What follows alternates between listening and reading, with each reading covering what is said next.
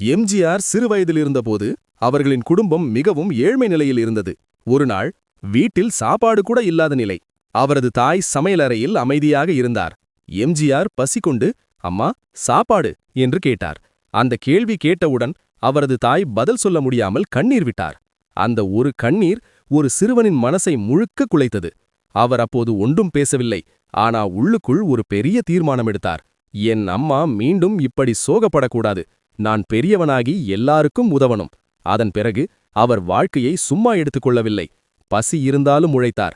வாய்ப்பு இல்லாதபோதும் முயன்றார். எதிர்ப்பு இருந்தாலும் நின்று விடவில்லை. அவரது இலக்கு தனக்கு மட்டுமல்ல, மற்றவர்களுக்கும் உதவ வேண்டும். காலம் மாறியது. ஒரு நாள் அதே சிறுவன் பெரிய மனிதனாக மாறினார். மக்கள் தலைவர் எம்ஜிஆர். அவர் எப்போதும் ஒரு விஷயம் மறக்கவில்லை: பசி என்ன வலி.